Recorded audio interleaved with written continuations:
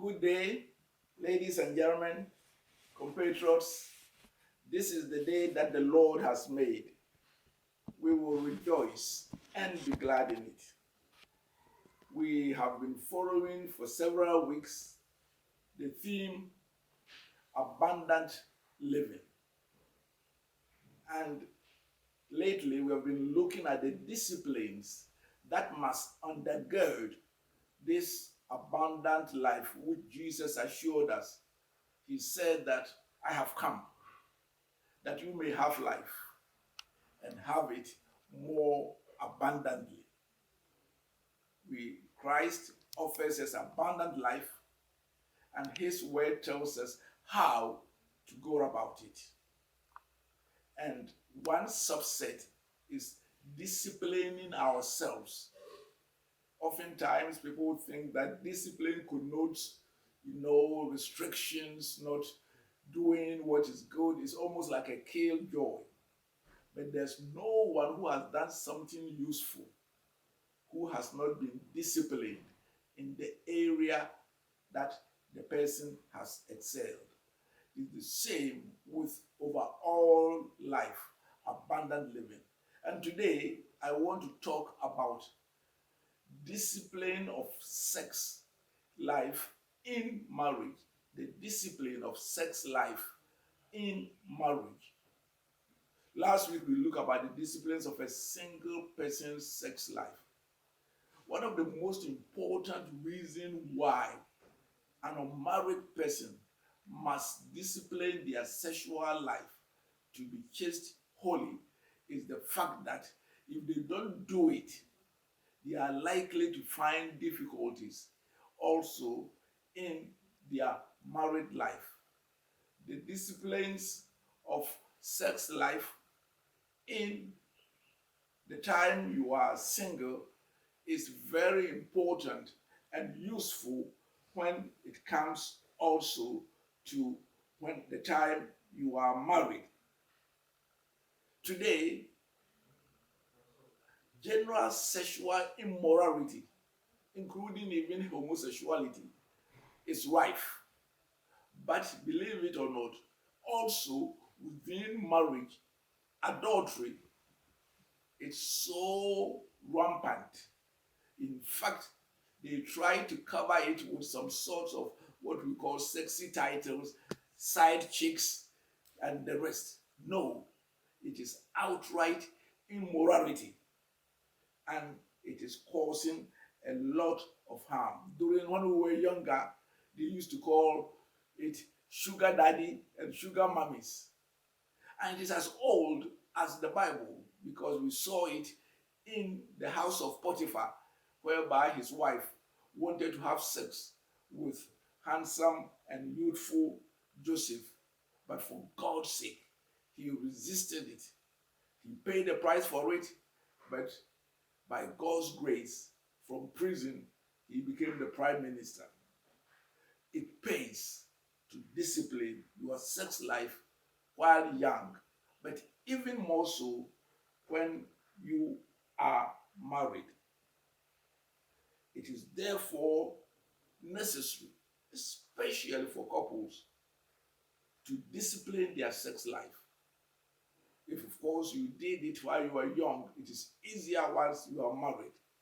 The reason is very simple. In marriage, there will be times a couple cannot physically, morally, or otherwise have sex.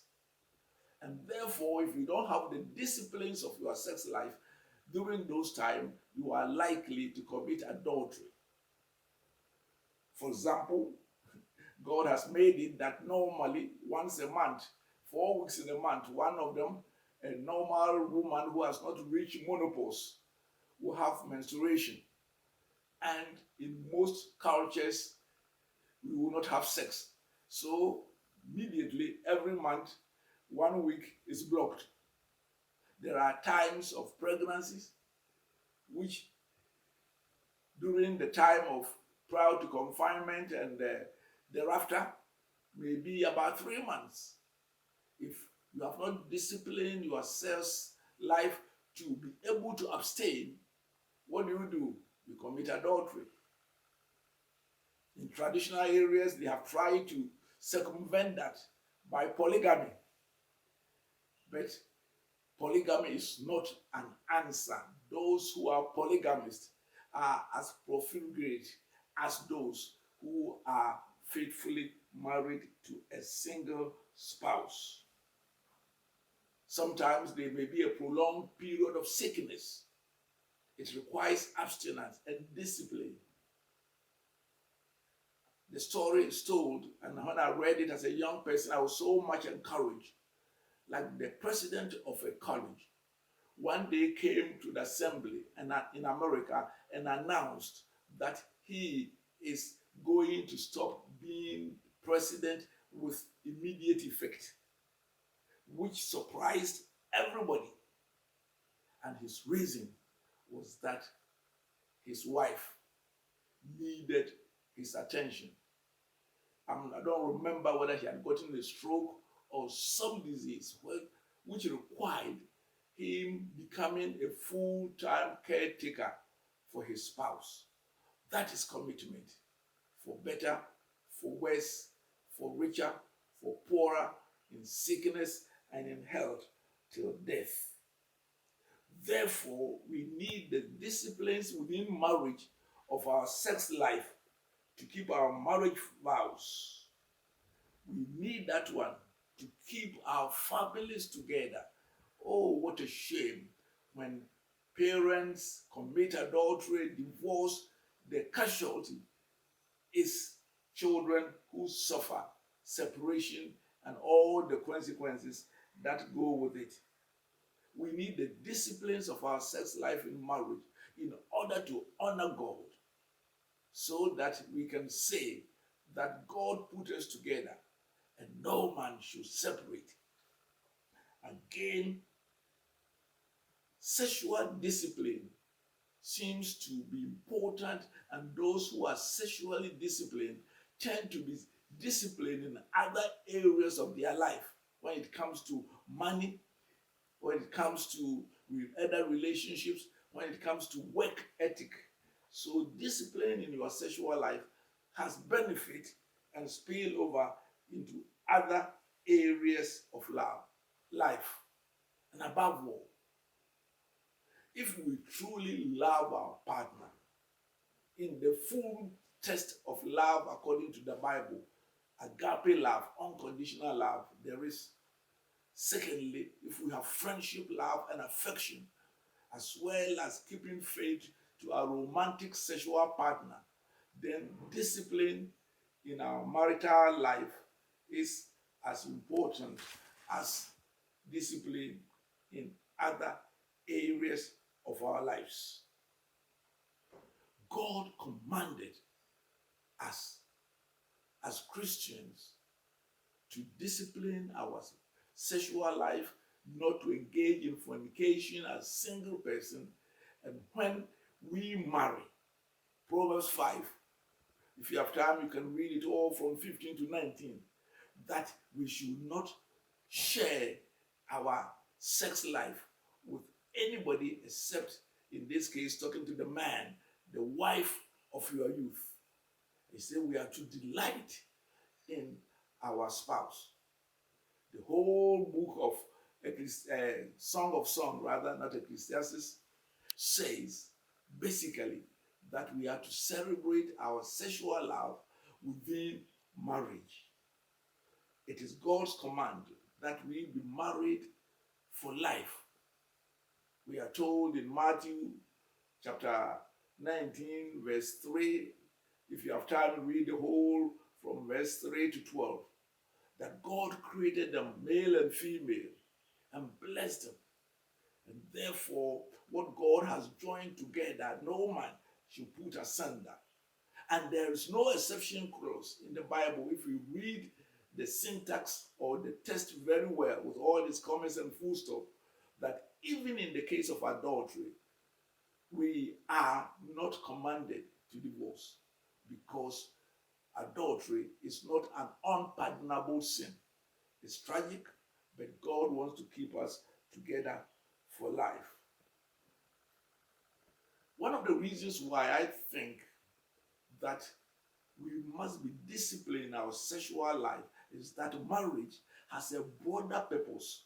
And if we are not disciplined in our sexual life, we hurt our spouse, and in the worst case scenario, we separate or divorce. When we do that one, we then undermine all the other important aspects of marriage: to honor God, to be a companion to one another, as God blesses us to raise a godly family, to be a unit of ministry and service or a springboard to serve our community, and above all, to be a friend and a companion of one another. In other words, if we fail to discipline our sex life, we are likely to have challenges in our marriage.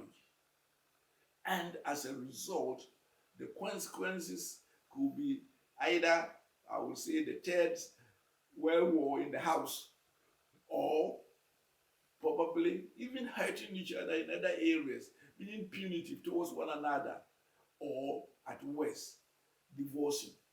Because in most cases, when we go and don't discipline ourselves and have sexual relationship with others other than our spouse, eventually it kills our marriage. Therefore, it is very important that we discipline our sex life in marriage. How are we going to achieve that? I believe that the first thing, in order to have a disciplined sexual life with your spouse, is to know that marriage has a higher purpose even than our own enjoyment, that we may honor God with the way we live with one another. You note that even Jesus Christ compares his relationship with the church with that of marriage, and that in heaven, when we gather together around the crystal sea with Jesus Christ in our midst, he calls the church the bride of the Lamb, and that our feasting is compared to that of a marriage feast. That is the extent to which God looks to marriage, and it brings honor and glory to his name. The second is that the sex in marriage is holy. In Hebrews chapter 13, verse 4, in the English verse, it says that keep the marriage bed undefiled. In most of the versions along those lines. But in the original Greek, the word which is used is koitos. And what he's saying is that sex in marriage is holy. It's holy in two senses. Holy because it is set apart. Sex is set apart by God for fulfillment of our marriage vows, for procreation, and for honoring God within the marital setting. That is one of the meaning of marital sex being holy, according to the author of Hebrews. But there's also another understanding of holiness. It has to do with purity, lack of adulteration, sinlessness, righteousness. And he says that we are to keep the marriage bed holy, to use the King James Version or NIV, but in actual fact to say that sex in marriage is to be set apart for the union of the husband and wife, and to be kept pure. What an exaltation. Another reason why we should be motivated to keep our marital sex holy is the fact that it is the greatest gift you can give to your spouse. I always love the traditional marriage vows: for better, for worse, for richer, for poorer, in sickness, in health. I take thee as my wife. But there's another clause which I deliberately left it out for emphasis. It says that forsaking all others. That is the gift we give to our spouse when we get married. Forsaking all others. Every husband expects his wife to be pure, to keep their marital sex to themselves. And every wife expects that when the husband goes out and is thinking about sex, he thinks only about her and comes home because he desires her and not others.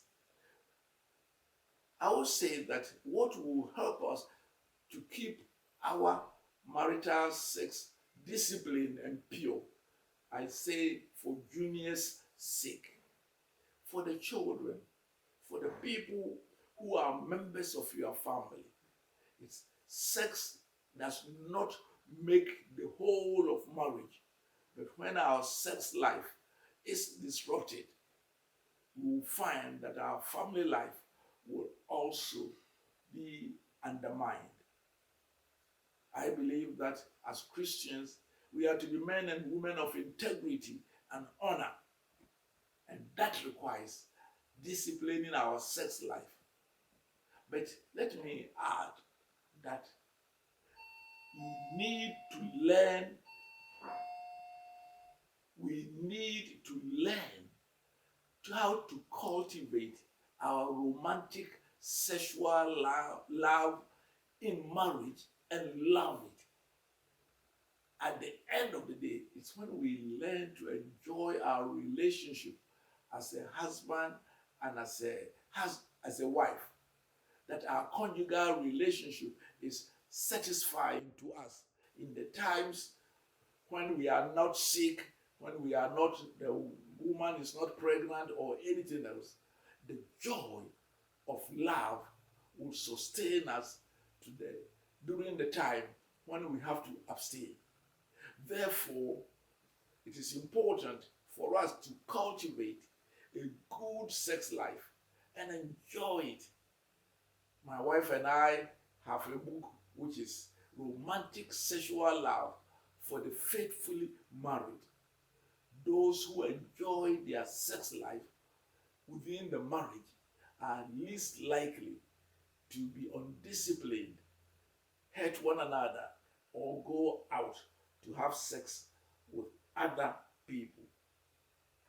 The consequences of indisciplined love, marital love, is such that it is not worth contemplating it.